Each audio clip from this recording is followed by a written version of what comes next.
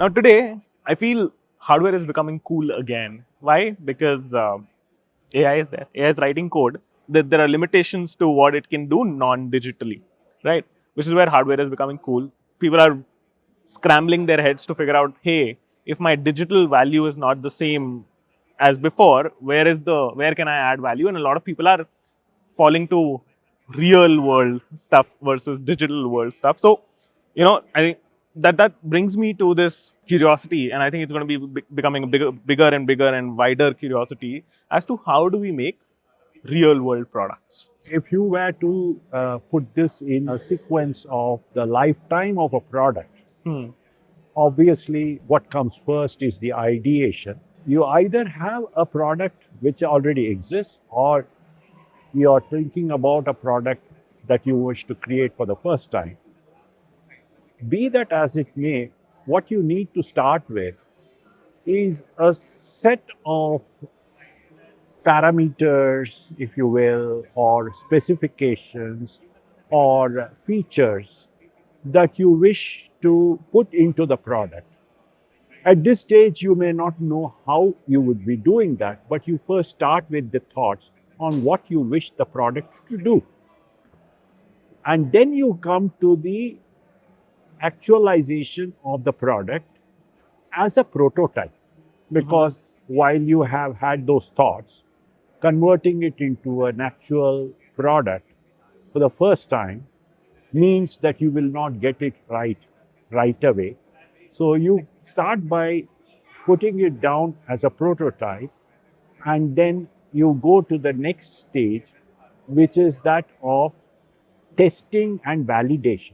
This is probably the stage where either many people go wrong Mm-hmm.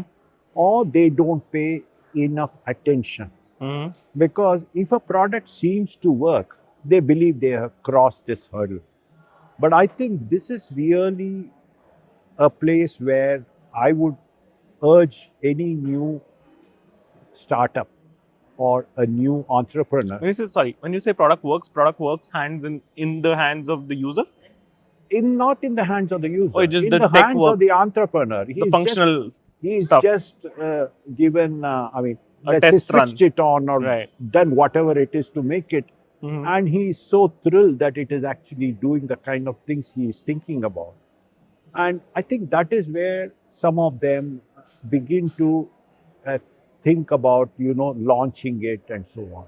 But I would urge startups to really pay attention to this, because getting it right is not just a one-off process, but it is a very intensive process of seeing it through a continuous process over either an accelerated lifetime or over certain kinds of simulation that will get you the performance of the product. And it is only after you have done this should you go to the stage of actually putting the product out there for the customers. And then you come to the stage of scale up, and then you come to the stage of improvements and so on.